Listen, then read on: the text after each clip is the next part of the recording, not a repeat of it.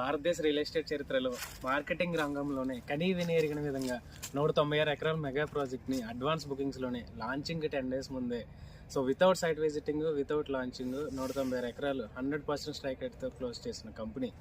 అలాంటి కంపెనీలో పెట్టుబడి పెట్టడం మనొక అదృష్టం అనమాట. ఇది కేవలం 196 దేశాల్లో, భారతదేశంలో, ఆంధ్రప్రదేశ్లో కర్నూలు, కడప, చిత్తూరు, అనంతపురం, ప్రకాశం, నెల్లూరు, శేషాచల, నల్లమల ఫారెస్ట్ రేంజ్ 5.5 లక్షల హెక్టార్లు మాత్రమే పడుతుంది. ఒకసారి మీరు మా వెంచర్ చూడొచ్చు సార్. ఇవన్నీ కూడా మనకి 415 ఎకరాల మెగా ప్రాజెక్టు.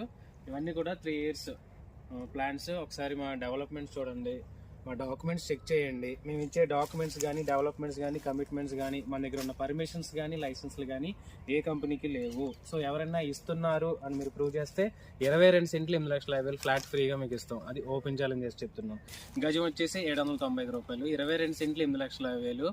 100 మొక్కలు వస్తాయి. 12 సంవత్సరాల్లో 90 లక్షల పదిగా ఆదాయం వస్తుంది. అరెకరా వచ్చేసి 16 లక్షలు. 210 మొక్కలు వస్తాయి. 12 సంవత్సరాల్లో 2 కోట్ల పైగా ఆదాయం వస్తుంది. అదేవిధంగా ఎకరా వచ్చేసి 32 లక్షలు. 420 మొక్కలు వస్తాయి. 12 సంవత్సరాల్లో 4 కోట్ల ఆదాయం వస్తుంది. దూరం దూరం అని అంటున్నారు చాలా మంది. దూరం కాబట్టే కదా సార్ గజ 790 రూపాయలకి వస్తుంది. దూరం కాబట్టే కదా గజ 790 రూపాయలు 12 సంవత్సరాలు ఫ్రీ మెయింటెనెన్స్ చేస్తున్నారు.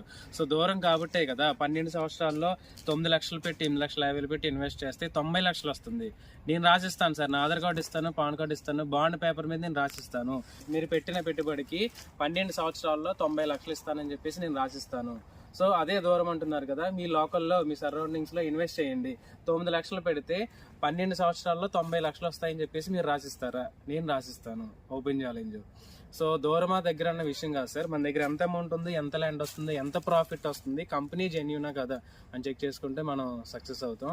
అంతరించిపోతున్న మొక్కల జాబితాలో చేర్చేసారు దీన్ని. ఎవరు అపోహలతో ఆగిపోవద్దు. ఇది ఆంధ్రప్రదేశ్లో మన దగ్గర పండడం మన అదృష్టం. దీని విలువ మనకు తెలియకపోవడం మన దురదృష్టం. తెలిసినా సరే మనం ఇన్వెస్ట్ చేయకపోవడం మన దౌర్భాగ్యం అనమాట.